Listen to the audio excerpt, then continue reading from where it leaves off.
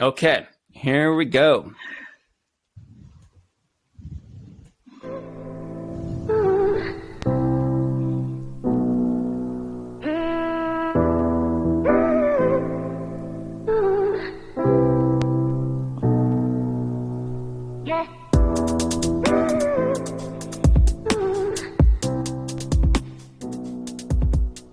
Hello, fabulous listeners. Thanks for tuning in to All Bodies Outside. This is your host, Brian Peterson. Today, I'm extremely excited for our guest connecting from Australia, Cath Wallis. She is an ultra-endurance athlete with vast accomplishments, which include completing 9 ultramarathons, walking across a frozen lake for 100 miles in northern Mongolia. She took part in grueling desert races in Australia, Oman, and Namibia. Swimming from Europe to Asia, swimming from Sweden to Finland, cage diving with great white sharks, and this year she has a big adventure goal of kayaking the length of the Exuma Island chain in the Bahamas, which is about 95 miles of sea kayaking. Additionally, she is a loving mother of 3 and an activist helping with breaking down social barriers at endurance events. Her mission is to encourage people who may never imagine they could do something extraordinary to take those first steps and overcome the fear. Cath reminds people to live life big in the body that they have. The following is a quote from Cath. People in non-athletic bodies are not encouraged to think big around physical goals. Instead, we are told the only goal should be making our bodies smaller, more muscular, better. But what if what mattered was what our bodies could do? And another quote from Cath is, stop listening to what society or other people around tells you about what you should or shouldn't be doing. You need to find what your passion is, whatever that might be. Chase your goal, make a plan, and do it now. To help with her mission, Cath is an accredited running coach who trains those who would not consider themselves traditional athletes. You can check out more about her coaching at findyouradventure.online.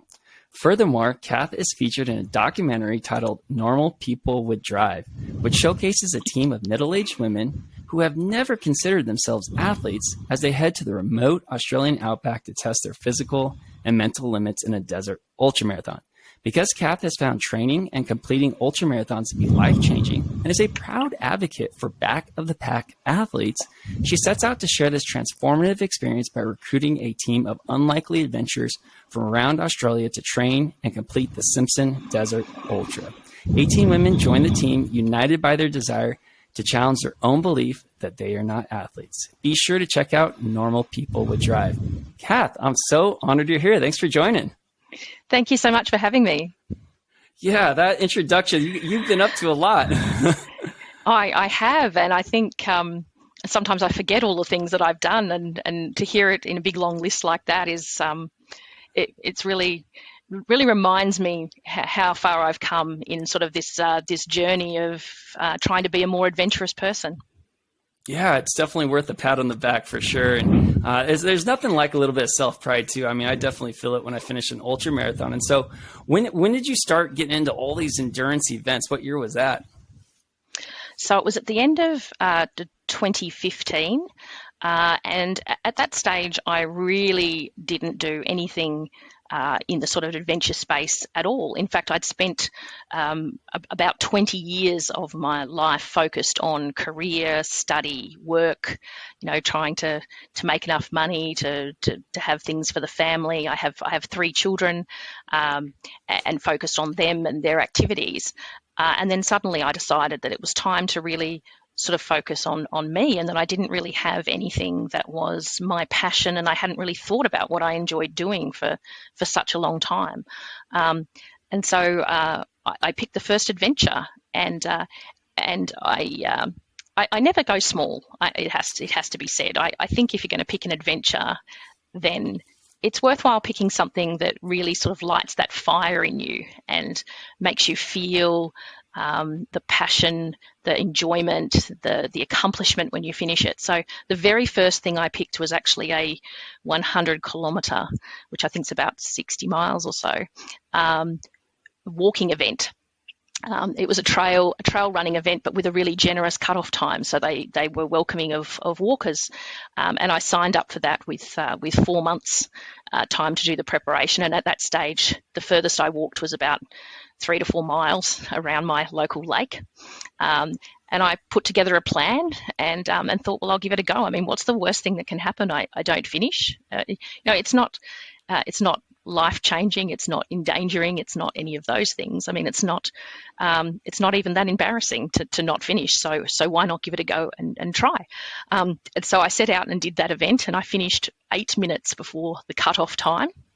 Even though it was a generous cut-off time, I was out on the course for 27 hours and 52 minutes. I was actually the second last person in on the event. And I told myself that I would never do anything that stupid ever again in my life.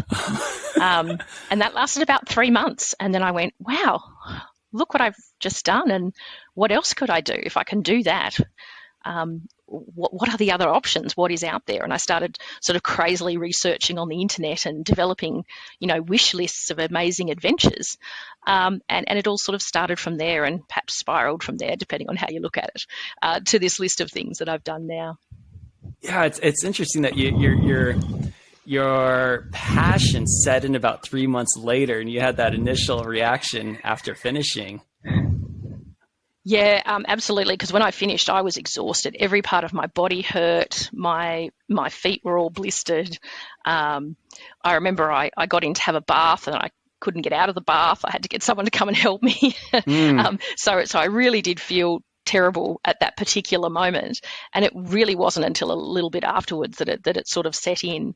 And it was funny because people had told me that. They'd said, oh yeah, you're saying that now, but just wait, and I'm sure you'll be signing up for something else. And they were so right, because apart from the sort of the pain and the difficulty of finishing the event, I actually had a magnificent time. I mean, the hours that I spent wandering through these trails, even at night, and just seeing nature and the trees, and I live in Australia, so it's kangaroos and wallabies and things on the path.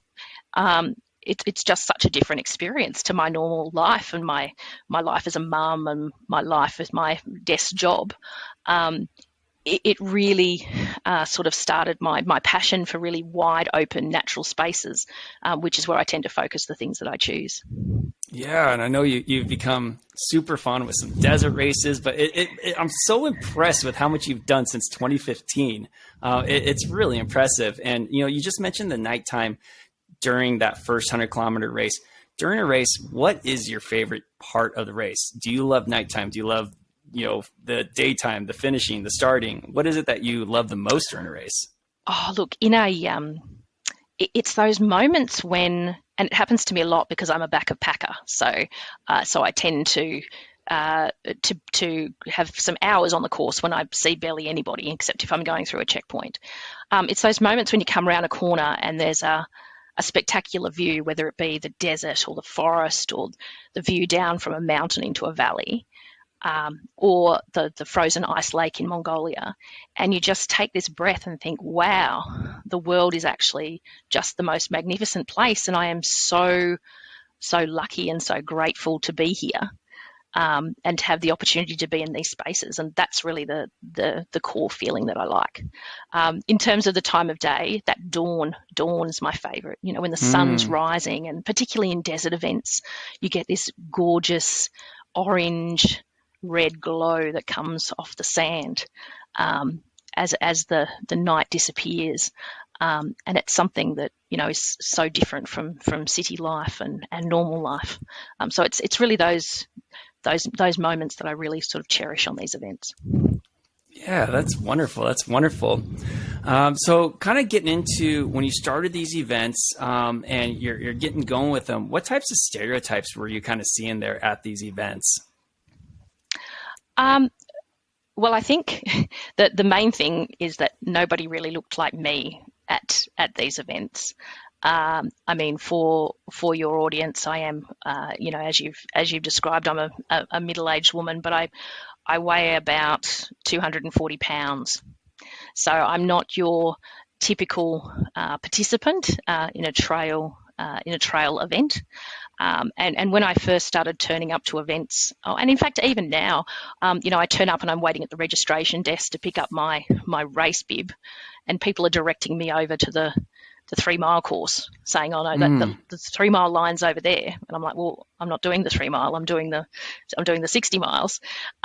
So I think there's still an assumption that your body size is directly related somehow to your ability to do an endurance event, when it absolutely is not. So that's probably one of the stereotypes. I mean, I even had one event where I was wearing my race bib for the 100-kilometer event, and someone said to me, "Oh, they've given you the wrong bib. Oh my gosh. You've got the wrong one." I'm like, no, I've got the right one. So it's that kind of stereotypes. But I do find, and one of the reasons I really enjoy trail, is because I find the trail community to be exceptionally welcoming and inclusive. And I find that trail is a sport where everybody is competing against themselves, and their own abilities, and that, there's no such thing as a standard course. It's not like doing track athletics or something. So everybody is very supportive, and when I'm doing my events, and you often, there might be some kind of out and back part of the loop, or the 100-miler people are coming back through the course, or past me, is that nearly every person says hello, says well done, keep going, and we all cheer each other on, whether you're at the front or whether you're at the back, and that's a really great thing. Yeah, it sounds like such a wonderful community, and I feel like through everything that I read preparing for our conversation today, you're so smiley and full of gratitude. How did you foster that? Where'd that come from? I mean, you just seem just exhilarated everywhere you're out there. And I'm sure those pictures are taken deep into the race. There's a lot of pain going on at the time. Yeah. Where do you think that, you're just so great with gratitude, it seems like? Look, I think endurance events are at least 50% mental, in my opinion. So yes, you do the training and you get your body physically as ready as you possibly can to do the event, but you also have to train your mind, and you have to get through those tough moments when you think that you can't do things. And for me, the way I get through those moments is with gratitude, because the reality is that there's lots of people who don't have the opportunities to go out and do these events, to be on the course, for various reasons, financial, opportunities, responsibilities. And so for me, when I'm having a tough moment, thinking about all the things that I'm grateful for and how lucky I am to be doing this magnificent sport and this magnificent event is the thing that gets me across the line. I also have to say, and I think most people who do trail events would know this, is that it doesn't matter how much pain you're feeling. If you see a photographer, there is to be a smile. And you always try and make it look easy when you see the photographer. Yeah. Well, it seems like every picture you've been taking that I saw and preparing for this, you had a big smile on your face. Well, I think with the gratitude aspect too, it seems like there's a connection to that with some self-kindness as well. And you're trucking along, doing these races. You might need to take a second to let's take a second to look around. Maybe things aren't going super well at the moment. Things turn around a lot though in these ultra events. There's moments of downtime where you're just like, oh my gosh, this is really hard, and there's moments of elation. But do you think there's some sort of connection towards the way that you foster gratitude to help you get through these races, with also just self-kindness with yourself? Definitely yes. And I have been a person that's suffered from anxiety and anxiety disorder for many years, and I think that the self-critic part of anxiety is really strong, and I think that one of the side effects of taking part in these kind of adventures and fostering this concept of gratitude is that concept of being kind to yourself, and of realizing that these are things that you can get through, and then that spills over from the event itself into all aspects of your life, and in day-to-day life. And I think that for me, part of the adventurous activities I do is it is a way in which to manage my anxiety, and it's a way in which to improve my overall quality of life beyond the event itself. Yeah, I think it's really important to be able to manage that critical inner voice too. Like I know with me, I come from a background of running as well, and I remember when I was running as a youth, I would have a critical inner voice that was purely negative, like hey, like run faster, and with being youthful and being naive, like I had horrible management of that critical voice. But I think that managing that critical voice is really important, especially over a long race like that. You know, like things can go wrong at the 10th kilometer, at the 20th kilometer, when doing a 100-kilometer race, but things can also turn around too. But I think that for things to turn around, that mental component that you talked about, 50% mental and, managing that critical voice is really, really important. You also brought up anxiety, and I wanted to ask about, what's the anxiety level like with showing up to a race, people focusing on your body type, like, hey, you're wearing the wrong bib type of thing. Like, does that cause some anxiety for you? And if so, how do you manage that? So I'm probably pretty lucky because I am pretty much immune to what other people think about me, and those kind of things. For me, the anxiety is more around, have I prepared enough? And I always go into this thinking of, did I do enough training? Am I okay? Am I, it sort of always morphs into this, am I worthy to be at the start line of this event? And I tend to look around and think everybody else looks so much more prepared than me. And it's funny actually, because I do quite a few multi-day events, which are, normally 7-day events where you do about a marathon distance a day. And you camp at night. So over the course of the week, you get to know all the other competitors. And it's one of the things that we've discussed later in the event is, you get to about day 4 and then you all say to each other, we were all looking around and every single person was saying the same thing, which is everybody else knows what they're doing except me. And the reality is everybody's nervous. Everybody has that anxiety before they do the event. And I think the important bit is not letting my life be taken over by anxiety, not letting the anxiety win. If there's something that I'm really passionate about and I want to do, then I need to find a way to get through that and to get started. And I always find that, that first kilometre or two, I think, what on earth am I doing? Why did I think this was a good idea? And then by 10 kilometres in, I'm thinking, wow, this is magnificent. I know exactly why I'm here. So you're right, you do go through the waves of different emotions in an event. But I think and this is what I train people when I do my coaching is we not only have to prepare ourselves physically, but we have to prepare ourselves mentally and think about the phases that you're going to go through during an event and have a plan in advance for what you're going to do when those feelings hit you and you start to feel overwhelmed. What is your plan for how you're going to get through the next step? Because I have been on many events where I turn up at a checkpoint and a person who I saw earlier in the event who is physically looked very, very strong, is completely broken down at the checkpoint and they're pulling out of the event. And it's because they haven't quite worked out how to get through that mental component of the event. Yeah, and I'm glad to hear that you target that on top of physical training in your coaching, and I'm sure that was something that was discussed a lot with your team of 18 women that did the race in the Simpson Desert for Normal People Would Drive.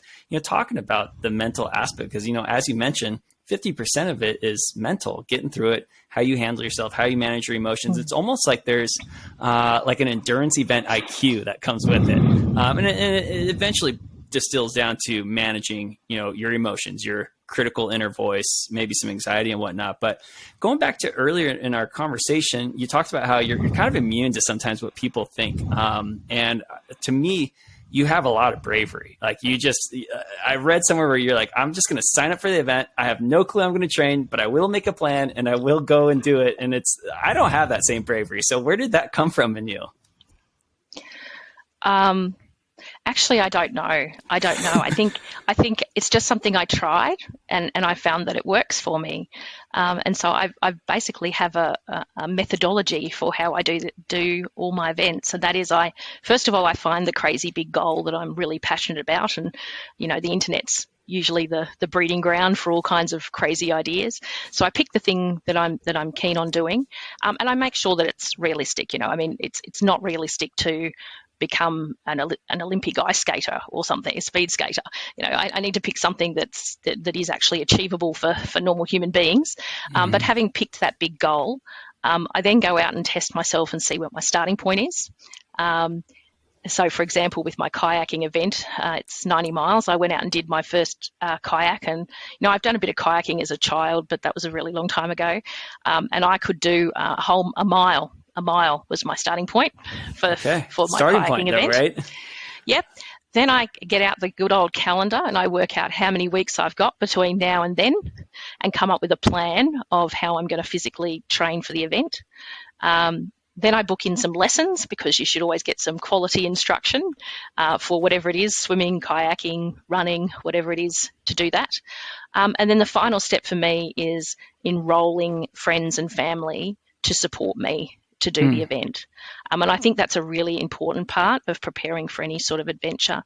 And that might be someone who's going to be your training partner. And I'm lucky enough that I have a couple of friends here who do know what they're doing with kayaking, and they're happy to come out with me a couple of times a week to practice. But it's also having those other kind of supports, like, the other parent who might help pick up the kids, including your kids, so that you've got a little bit more time to train. Right. Or the friend who's going to be your accountability partner, who's going to text you at night saying, "Did you do your training today?" Mm-hmm. And the one that's going to give you the pep talk when you're going, "I'm crazy and I don't know why I thought I could do this," and you're feeling a bit down, and it's going to say, "Well, you know what? Look back at what you've done, and the fact that you can do those things means you'll be able to do this one." So I think that final part of enrolling the friends and family to support you is really important in achieving a goal.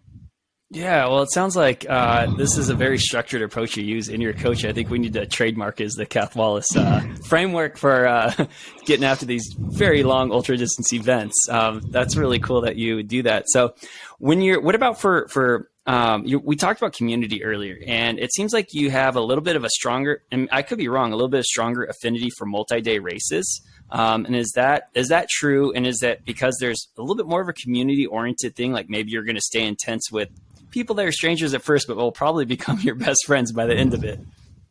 Yeah, absolutely. I think that is where my love of the multi-day comes. Is one of the things that I really like about these kind of events is it attracts a certain kind of people. They're people, they come from all different kinds of backgrounds, but they all share, a sense of adventure that I really appreciate and enjoy. And so most of the events that I went on, particularly in the early days, I would turn up by myself, so I knew nobody. Mm-hmm. But over the course of the week, they actually become very close friends, I think. And I think there's been lots of psychological studies about this. I think when you've had a bit of shared hardship and a shared hardship experience, you bond closely or much, much faster than you would just meeting people in normal day-to-day life.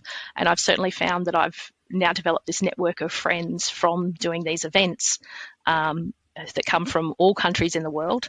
And in fact, these days, a lot of the events that I choose come from those group of people who then say, "Oh, look, I've found this. Would anyone like to come?" And so you do catch up with people that you've met at a previous event. And so I now feel like I've got this network of adventure friends around the world that's really sort of expanded my social group and keeps me motivated for the next adventure. Oh, that's just wonderful. It sounds like such a wonderful community. And do you think that, the shared hardship maybe exposes a little bit more vulnerability? You're beaten down during the race. It's multi-days. You're doing like a marathon a day. Do you think maybe the vulnerability gets heightened in which people just become more relatable at that point? So I've never really thought of it that way, but I think that you are right, because you can only be your own authentic self in those kind of circumstances. And, you can't put on a show about, what kind of person you'd like to show the world that you are. You're just sort of brought back to your sort of raw human emotions. And that's where people, I think, connect on that deeper level without the sort of masks that we put on in society day to day. Yeah. Well, hey, going back to your kayaking adventure that you have coming up, I haven't done any sea kayaking, and to me, I'm like, oh my gosh, there's a lot of safety associated with that. Like, what about like if your kayak flips over? Like, I wouldn't know what to do. And you talked about training a little bit with a specialist, so you know how to also be in control of your kayak, overcome those safety situations if they do arise. How, you're going after these big events. Some of them seem a little bit more dangerous than the others. How do you make sure that you're going to be safe for all aspects of something like that? So I think there's a couple of different things. One is that I'm quite picky when I choose the events that I'm going to do in terms of researching the company that's running the event and their safety protocols and having a look at what they've got in place for the actual event itself. So if I take, for example, when I went to northern Mongolia and did the 100 miles across the frozen lake, I was very careful to check that there was actually a safety evacuation plan and that the company I went with, they had contacts in the capital that were able to send an emergency helicopter out if someone did actually have a serious accident and need to be airlifted out. So I think part of it is doing your research properly on the event that you're going to. The other part is being personally prepared. So for sea kayaking, it's very important to me that I'm confident with all of the safety aspects. So for me, that involves taking lessons, and I don't live on the coast. So I have organised a couple of different weekends to go down with someone who is qualified in sea kayaking to do the practices with capsize drills and those kind of things to make sure that all of the safety things are covered off. Because even though I'm happy to go into an adventure knowing that there's a possibility that I might not complete it. That's always a risk that you might not finish it. I'm not interested in creating a safety situation for anybody. So it's not a case of having no preparation and going into one of these events. I want to be really clear that I do prepare really hard to go and do one of these events. So for example, even just last week, I was supposed to be heading to New Zealand to do a multi-day event. I've had an issue with my ankle because I tore a tendon in it during an ultra marathon in October, and the doctor said it's just not quite right. So I've made the call to pull out of that event in New Zealand because it's really remote, and if my ankle does sustain further injury, they'll have to airlift me out, and it will involve hundreds of emergency service workers to have to come and rescue me from that event, and I'm not interested in putting people in that kind of position. So I think there's doing the research, there's making sure you're personally prepared and have had the right lessons, and there's being sensible about it, and not only in terms of your own health and well-being, but in terms of being fair and considerate of the event organisers who are putting something together. Yeah. Well, that definitely sounds wonderful. And I hope your ankle's doing okay and it's getting better. And I'm sure you've heard this question before, but let's say, for listeners out there, someone is like, gosh, I don't perceive myself as an athlete. I don't perceive myself being able to do this stuff, but I'm interested. I kind of want to do it. What kind of advice would you give to a person that is kind of on the cusp like that, but, is kind of perceiving that they don't belong to do something like that? I honestly think just go out and do it. I mean, find the thing that you want. Find something that's a big goal, that's a big stretch goal for you. But as I say, not making the Olympic team. Something that's realistic, but just a bit beyond the boundary of what you think you can do. And then plan and prepare to go and do that, following those steps of the process that I suggested. Because the reality is we only get one life, and as we get older, we don't know what's going to happen. We don't know what future health issues we might have. We don't know what the circumstances might be in the future. So I think it's important to embrace the time that you have now and to go out and do things rather than, wait for some time in the future that's the perfect time, whether that's the perfect time financially, the perfect time for the kids. There's no perfect time. There's never going to be a perfect time. And so I think it's important to have those experiences and to have those big goals. And really, I suppose the question that I would ask people is, what is it that you're afraid of? What is it that's actually stopping you from going and doing the thing that you want to do? Because normally it's actually about that fear and anxiety. And do we really want to let fear and anxiety stop us from being the person we want to be and having the adventures that we want to have? Yeah, and those adventures are so enriching. I remember back in 2009, I was setting out to do the Pacific Crest Trail. I don't know if you've heard of that before. But when I was deciding to do it, I was so intimidated. It's going from California from Mexico to Canada. It's 2,650 miles. I was just It's like, that looks scary. Who knows what's out there? Bears, mountain lions. And I actually approached, I don't know who it was, a friend or a mentor or something, said, I really want to do this, but it looks outrageous. And it's, me backpacking for a number of months. I don't know if I could do this. And this person's response, it resonated with me. It may not resonate with everyone else, but this person's response was, hey, Brian, look, when you drive down the street, you're probably taking a bigger risk than when you're hiking on the Pacific Crest Trail. So go and do it. And that resonated with me. And that just kind of made me go for it. And now, like, I have, a similar outlook where it's cliche, but it's true. It's the YOLO outlook. You only live once. And these things are really, really enriching. And it's something that I got to imagine these ultra endurance events, you finish and it's just like, man, the self-pride is through the roof. Mm-hmm. So with, when you were doing, when did you do the Normal People Would Drive documentary associated with the Simpson Desert Ultra? What year was that? So we filmed that in 2021. So the event is held in June each year. And that was the first year that I took teams out to the desert.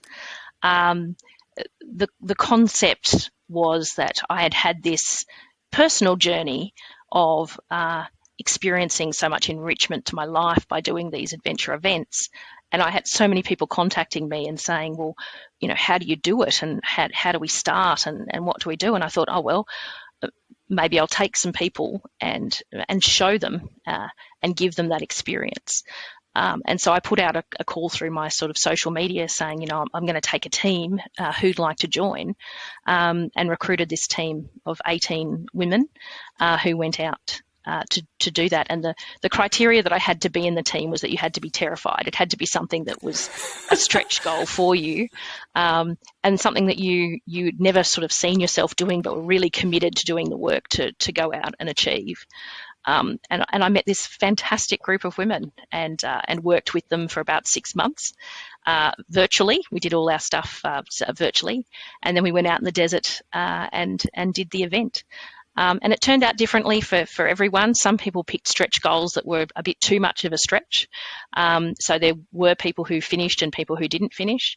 But every single person, it didn't matter whether they finished or finished. They had a wonderful experience in the desert. Yeah. They made 17 new friends. That's right. They saw that sunrise. They challenged their perception of who they were. And I'm really excited that 2 years later, so many of those people have gone on to do other things. Some of them have now done their first triathlon. Some of them went back the following year and did a further distance, or because they didn't finish in 2021, they went back in 2022. And it really has just been really enriching for me personally to see the way that they had that experience. And so I took another team back in 2022. And I'm currently got another team that I'm training for 2023. So it's I love that event. I love the Australian desert. My very good friend is the race director out there for that event. We met actually on a multi-day event back in 2017, nice. And then she came up with this concept of running an ultra marathon in her hometown, which is located what we would call in Australia the middle of nowhere. It's about 1,200 miles inland.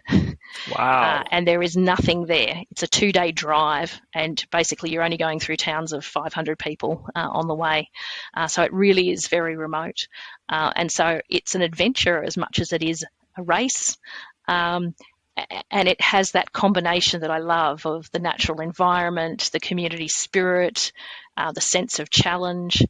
And I was just really, really lucky that the state government, that's the state of Queensland, provided us with some funding to make this mini documentary so that we could show it to the world. Oh, nice. Yeah, and it went through a number of film festivals, right? Yes, it has. It's been shown in film festivals in the UK, France, Brazil, the US, even Albania. Cool. So it's been in a bunch of film festivals around the world, and now it's available to stream on a number of platforms. So it's very nice. It's a little documentary. It's 22 minutes, but it just gives that sense of what a group of people can do when they stretch their boundaries and see what they can they can achieve. Yeah, it's like you took the community aspect to another height by helping other people out, and the gratification of helping people out is so wonderful. So it's you got the wonderful community crowd, you're helping people out. That's just wonderful. And do you plan on doing that for any other events besides the Simpson Desert Ultra? Yes, so I'm actually taking a group of 20 to do the same event that I did in Mongolia. We're doing the 100 miles across the frozen lake. That's in February of 24. Okay. So people have committed to that team now. We haven't started training yet, but to allow people to budget and get ready for that trip. So I'm very excited to take them there to see that really remote and beautiful part of the world. And to get back out on that ice because it's just stunning. Yeah, I never knew something like that existed at all. It sounds stunning is the right word. It sounds stunning. And then as you mentioned way back earlier in our conversation, that's another race where there's a bunch of the safety aspects that, you've already checked that the race manages safely, but then there's also the individual aspect of safety too for something like that. And so crossing this 100-mile lake, what are the temperatures like?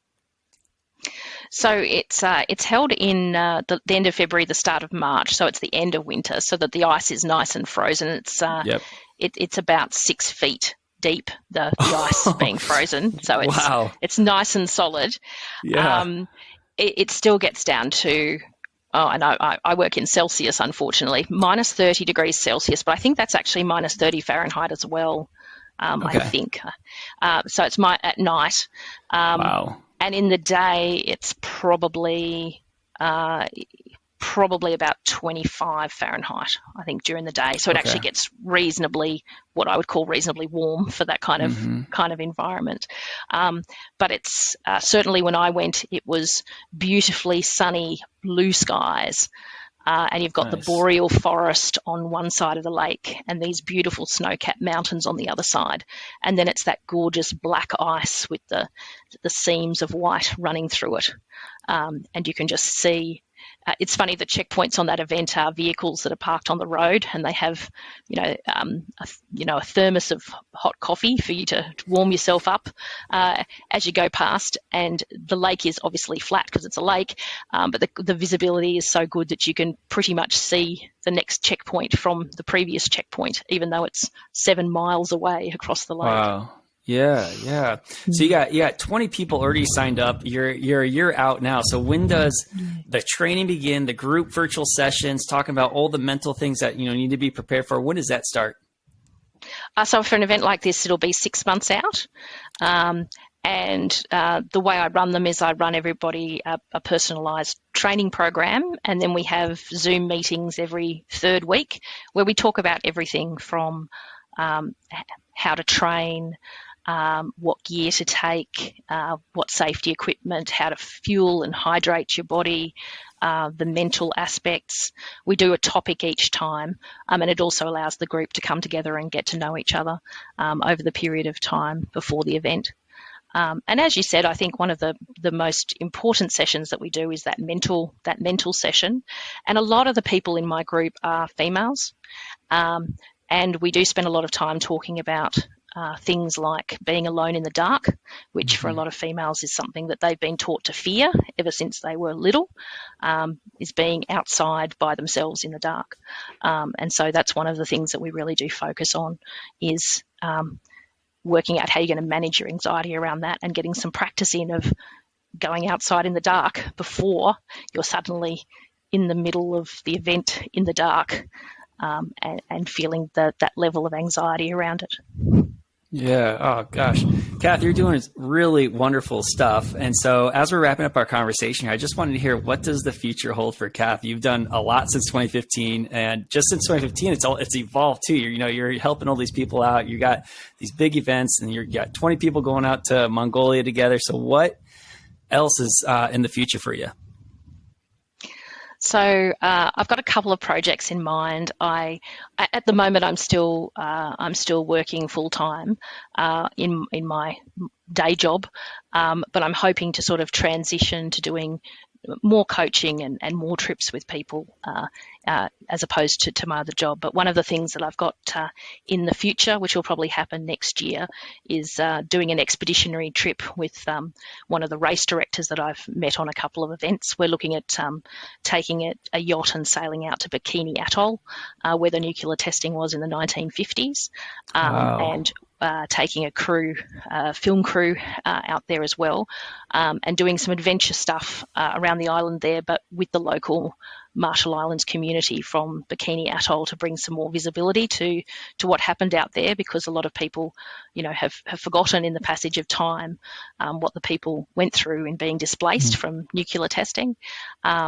And to really experience that beautiful part of the world and sort of combine the concepts of adventure and community and social awareness in the one trip. Yeah, that's wonderful. Well, Cath, you have been doing such amazing stuff, and I know you will continue to do it in the future. I just want to say thanks for tuning in and joining us from Australia and coming on to All Bodies Outside. I think you are a huge inspiration. I know you've gained a little bit of a social media following, and I think that you're just going to continue helping people out and breaking down these social barriers and showing that any body type can get out there and do these events, which is so cool to see. Thank you so much. I mean, I think the message that I have for people is that you don't have to excel at the thing that you're doing. You really just have to enjoy it. So pick the thing that you're passionate about and make a plan and go out and do it now. Yeah. All right, Cath. Well, I'm going to throw on the outro music and we'll call it a session.